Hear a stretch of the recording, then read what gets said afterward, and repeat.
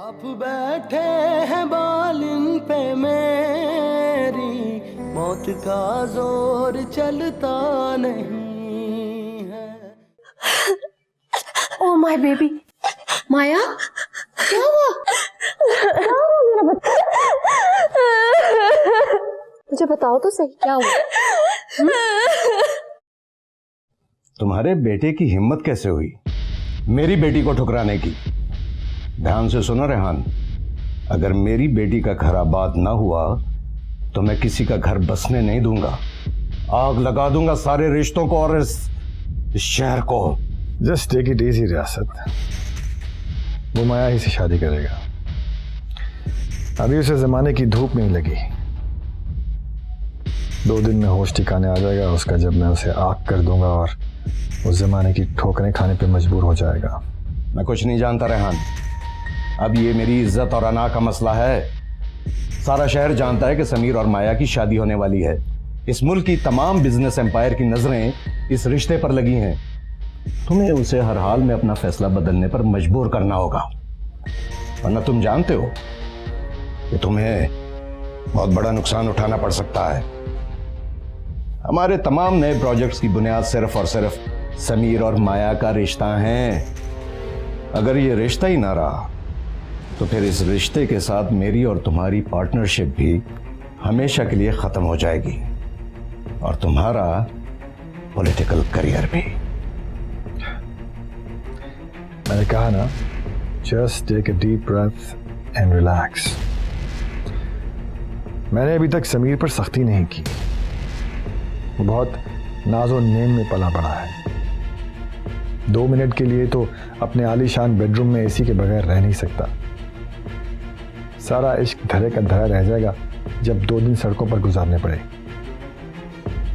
मैंने कहा ना, तुम फिक्र मत करो, मेरी बहू माया ही बनेगी।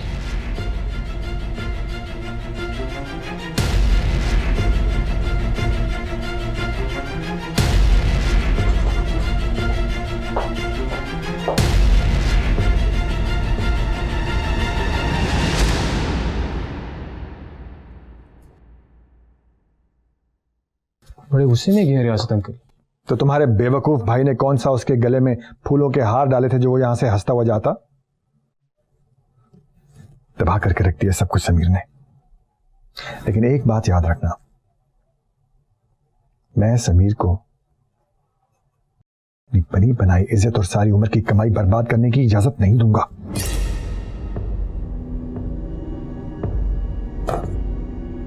डोंट वरी डैड, हम इसका कोई ना कोई हल जरूर निकाल लेंगे।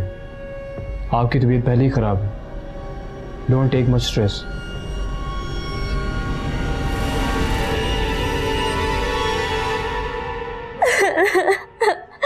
माया, माया बेटा चुप हो जाओ। बेटा मुझे बताओ हुआ क्या? ऐसे तो मुझे कुछ हो जाएगा। माया चुप हो जाओ प्लीज। समीर ने मुझे रिजेक्ट कर दिया mom. He touched me, okay? वैसे कैसे कर सकता है मेरे साथ? उस जाहिल गवार लड़की के लिए जो गंदी बस्ती में रहती है, समीर मुझे कैसे छोड़ सकता है इसके लिए? क्या मैं इतनी बुरी हूँ? आप बताएं, क्या वो लड़की मुझसे अच्छी है? आप बताएं, क्यों किया उसने ऐसा? क्यों किया? ऐसा कुछ नहीं है माया, ऐसा कुछ नहीं, सबसे अच्छी है। तुम जैसा कोई नहीं है माया। और ये समीर, इसको तो हम अच्छी तरह देख लेंगे। बेटा इस शहर में किसी की मजाल नहीं कि तुम्हारे पापा से टक्कर ले सके। Now relax, relax my baby, don't worry, don't worry, don't worry मेरा बेटा। अब जजिया, अब हमारा तुमसे खास रिश्ता जो हो गया है, घर में होने वाली हर बात को तुम्हें बताना हमारा फर्ज है और ये तुम्हारा हक भी है। आप मेरे बारे में इतना सोचते हैं, ये मेरे लिए यकीन माने बहुत बड़ी बात, एक इज्जत अफजाई है मेरे लिए। आप, मैं आपके किसी किस्म के काम आ सकूं तो जरूर मुझे बताइए। फिलहाल तो ये खिदमत कर दो कि ये चाय ठंडी हो गई है, गरम गरम चाय एक और। जरूर, क्यों नहीं। भाई आबिद, यार हमें चाय तो पिलाएं, गर्मा गर्म।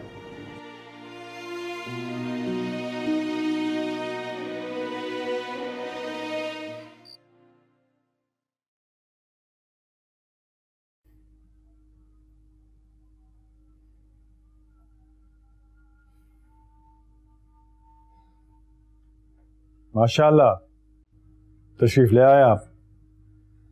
अब आप खुद ही बताएं कि आप पर फूलों की पत्तियां निछावर की जाएं या आपके कदमों को दूध से धोया जाए। ये इस वक्त कहां से आ रहे हो तुम? कुछ अंदाजा है तुम्हें कि हम सब तुम्हारी वजह से कितने फिक्रमंद हैं? और तुम हो कि तुम्हारी आवारागर्दी खत्म होने का नाम नहीं ले रही। देखो समीर, आज तुम्हें फाइनल फैसला करना होगा कि तुम्हें हमारे साथ रहना है या उस लड़की के साथ। मुझे अपनी जिंदगी के फैसले लेने का कोई इख्तियार नहीं है। आप लोग इतना वियर्ड क्यों बिहेव कर रहे हैं इस बात पे? तो तुम्हें अभी भी अंदाजा नहीं हो रहा कि तुमने कितना बड़ा ब्लंडर किया है। देखो समीर, एक बात कान खोल कर सुन लो। अब इस घर में तुम सिर्फ उसी सूरत में रह सकते हो जब तुम माया से रिश्ता कबूल कर लो। एक मिनट, आप लोगों के लिए माया के साथ रिश्ता मुझसे ज्यादा अहम है। तुम अपने फैसले उस वक्त करना जब तुम खुद अपनी कोई शनाख्त बना लोगे।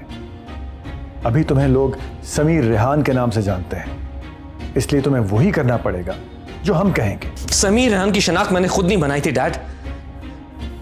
दुनिया में आने वाले किसी भी बच्चे के इख्तियार में अपने माँ बाप का चुनाव नहीं होता, और आप मुझे इस शनाख्त से बेदखल नहीं कर सकते।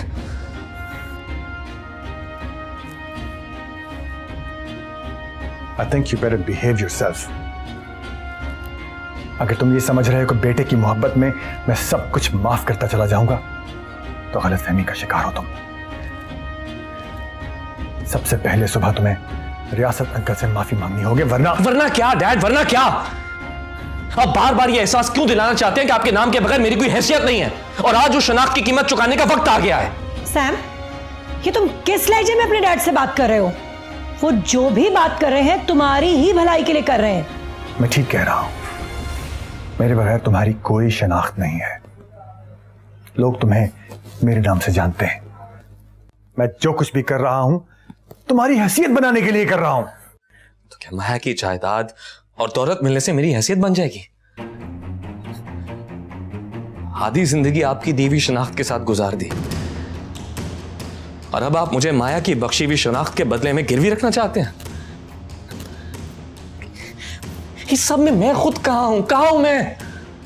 क्या मैं अपनी शनाख्त के साथ जिंदा नहीं रह सकता? बरसों तुम्हारी तरबियत की, बाहर के मुल्कों से तुम्हें डिग्रीज और एजुकेशन दिलवाई, इसलिए कि तुम वापस आके अपने बाप से बहस करने लगो। मैं आपके साथ बहस नहीं कर रहा, लेकिन मुझे यह एहसास क्यों हो रहा है कि परसों की मुझ पर की हुई आपकी इन्वेस्टमेंट आपको इंटरेस्ट समेत वापस चाहिए। आप ओह, तो तुम्हें ऐसा लगता है? ठीक है, अगर ऐसा लगता है तो फिर ऐसा ही सही। मुझे अपनी इन्वेस्टमेंट का एक एक पैसा तुमसे वापस चाहिए। मैं तुम्हें उस गंदी जगह पर उन गंदे लोगों के दरमियान यरगमाल बनकर रहने नहीं दूंगा। अब तक जो तुम पर लगाया है मैंने, पहले उसे अपनी मेहनत से कमा कर वापस करो, उसके बाद अपने बारे में फैसले करते रहना, तब मुझे एतराज नहीं होगा।